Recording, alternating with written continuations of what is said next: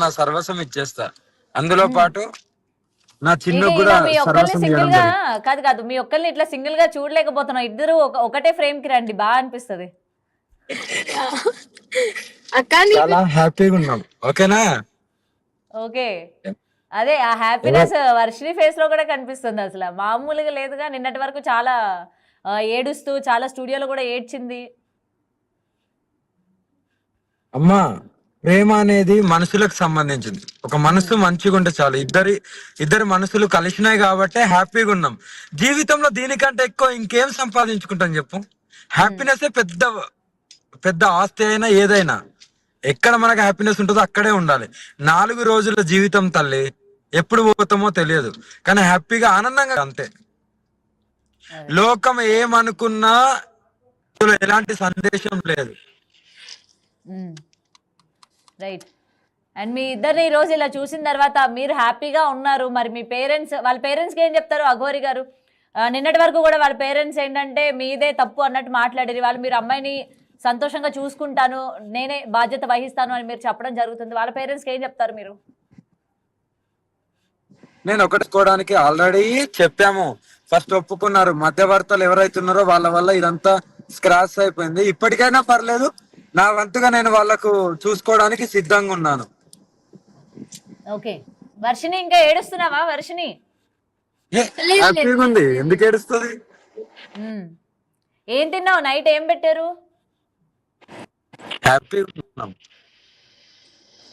ఏం తిన్నావు? నేను నైట్ బిర్యానీ తీసుకొచ్చాను, అది తిన్నాను. ఓ, బిర్యానీ తీసుకొచ్చావా? ఎక్కడి నుంచి తీసుకొచ్చావు? అఘోరికి ఏమి ఇష్టం అసలు? ఏ బిర్యానీ ఇష్టం? నాకు తెలిసినంత వరకు నేను ఏం తినను అని చెప్పిన ఆమె ఇప్పుడు బిర్యానీలు కూడా తింటుంది. నేను తిన్నాను, అంటే ప్యారడైజ్ లో బిర్యానీ తీసుకున్నాను నైట్, అది తిన్నాను. సో ఈమెకి ముద్దపప్పు, ఆవకాయ పచ్చడి, వైట్ రైస్ అంటే చాలా ఇష్టం. ఆహా, ఇంకేమి ఇష్టాలు ఉన్నాయి అఘోరికి? బాదం పాలు అంటే ఇష్టం. ఓ, ఇంకా? అంటే శివయ్య నేను అంటే ఇష్టం. ఓ, శివయ్య నువ్వు బాదం పాలు. Okay okay. నేను మీ మధ్య మీ భైరవ్ కూడా ఉన్నట్టున్నాడు. యా, బాగా రాగానే చూసుకుంటారా? బాగా ఎగబడ్డాడు. నాకు వాయిస్ వినగానే కార్ దిగేసి వచ్చేసాడు నా దగ్గరికి. మరి see? ఓకే. సో నేను అఘోరియే కాదు, భైరవ్ కూడా మిస్ అయ్యాడు అయితే. యా, చాలా చాలా మిస్ మిస్ అయ్యాడు పాపం. అది ఏం పెట్టినా తినలేదు. ఆ, అంటే పెట్స్ అంతే కదా, ఎవరికైనా ఒక్కసారి ప్రేమాభిమానం చూపించిన తర్వాత వాళ్ళు ఒకటేసారి దూరం ఫ్రేమ్ అయితే. సరిగ్గా పెట్టుకోండి అఘోరి. Right right right. అందుకనే ఫస్ట్ డే ఇంకా తినలేదు. వెళ్ళిపోయిన తర్వాత ఫస్ట్ డే ఏం పెట్టినా తినలేదు. తర్వాత నెక్స్ట్ డే నుండి ఇంకా నేను బలవంతంగా కొద్ది కొద్ది తినిపిస్తే ఇంకా ఫుల్ గా తింటుండు. ఓకే. అఘోరి, మీకు దగ్గరికి వర్షిని వచ్చేటప్పుడు కట్టు బట్టలతో రావడం జరిగింది. ఏంటి మరి అమ్మాయికి ఏం కొనివ్వడం లేదా? షాపింగ్ కి తీసుకెళ్ళడం కానీ, బట్టలు కొనివ్వడం కానీ? మిమ్మల్ని నమ్మి అమ్మాయి ఎలా ఉన్న అమ్మాయి అలాగే వచ్చేసింది.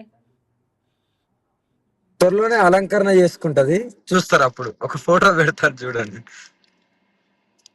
కొనబోతున్నారు? అమ్మా, ఏం కొనబోతున్నారు? డ్రెస్సులు తీసుకుంటారమ్మా. డ్రెస్సులే తీసుకుంటారు. బ్లాక్ డ్రెస్సెస్ తీసుకుంటది. ఆమె కావాల్సినవి తీసుకుంటది, ఎందుకు ఇప్పకుండా ఉంటామా అమ్మ. ఓకే. ఇంకేంటి వర్షిని, ఏం చెప్తావు? మొత్తం ఇప్పుడు మీడియా అంతా కూడా నీ వైపే ఉంది. వర్షిని క్షేమంగా వెళ్ళిందా లేదా, నెక్స్ట్ వాళ్ళ కదలికలు ఏంటి, ఎక్కడికి వెళ్తారు, ఏం చేయబోతున్నారు ఏంటి అని చెప్పి మొత్తం ఫోకస్ అంతా కూడా నీ పైనే ఉంది. ఏం చెప్తావు ఈ రోజు అన్ని మీడియా ఛానల్స్ కి కావచ్చు, నీ గురించి మాట్లాడుకునే వాళ్ళందరికీ కూడా? యా, నేనైతే క్షేమంగా అయితే అమ్మ దగ్గరికి వచ్చాను, ఏ ఇబ్బంది లేకుండా. నేనైతే ఒకటే చెప్తాను, చూసే జనాలకైనా గానీ, మీడియాకైనా గానీ, పోలీస్ వాళ్ళకి గానీ, మా పేరెంట్స్కి గానీ, హ్యాపీగా ఉన్నాము. మా జీవితం మేము చాలా హ్యాపీగా లీడ్ చేస్తున్నాము. ఫ్యూచర్ లో కూడా ఇంకా మంచిగా లీడ్ చేస్తాము. మమ్మల్ని ఎవరు దయచేసి అడ్డుకోకండి, విడతీయాలని చెప్పి ప్రయత్నించకండి. ఇంకోసారి మమ్మల్ని విడతీయాలని ప్రయత్నిస్తే అది నిజంగా నా చావుతోనే విడిపోతది. నేనైతే ఇది పక్కా చెప్తాను. ఆమె కాదు, నేను కూడా తట్టుకోలేను. నేను కూడా లోకాన్ని వదిలేసి వెళ్ళిపోవడానికి కూడా సిద్ధమయ్యాను.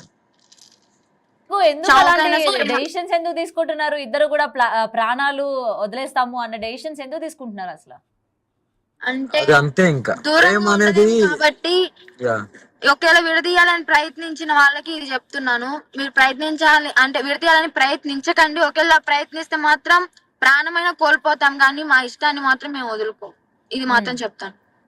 ఓకే, దయచేసి కాంట్రవర్సీకి కూడా మేము రావాలని అనుకోవట్లేదు. ఇదే లాస్ట్ ఇంటర్వ్యూ అవ్వచ్చు దయచేసి, మేబీ నాకు తెలిసి ఇంకా ఇంటర్వ్యూ ఇవ్వము, ఏ మీడియా ముందుకి రాము, కాంట్రవర్సీకి అస్సలే వెళ్ళము. మా బతికేది మేము బతుకుతాము, మమ్మల్ని బతకనివ్వండి ప్రశాంతంగా. మేము హ్యాపీగా ఉన్నాం ఇక్కడ, మీరు కూడా హ్యాపీగా ఉండండి.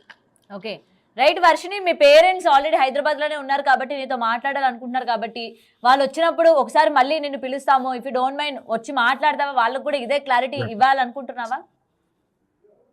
వస్తాను, బట్ కానీ వాళ్ళు అక్కడ అడ్డుకుంటా మాత్రం సహించలేను. అంటే అంటే వాళ్ళని కలిసి ఓకే మీడియా ముందు లైవ్ లో మాట్లాడడానికి మంచిగా పెట్టవమ్మా. మాట్లాడడానికి సిద్ధం, కానీ వాళ్ళు అక్కడ నమ్మకంతో మమ్మల్ని పిలిచి ఏదన్నా ఇది చేస్తారని మాకు డౌట్ గా ఉంది. ఓకే, అంటే ఒకవేళ ఇప్పుడు వాళ్ళు ఏది చెప్పి ఓకే మేము ఒప్పుకుంటాము, మిమ్మల్ని మేము స్వీకరిస్తాము అని చెప్పి వాళ్ళు ఇంటికి పిలిచినా సరే మీరు నమ్మరన్నమాట, అయితే వెళ్ళడానికి కూడా ఇష్టపడరు.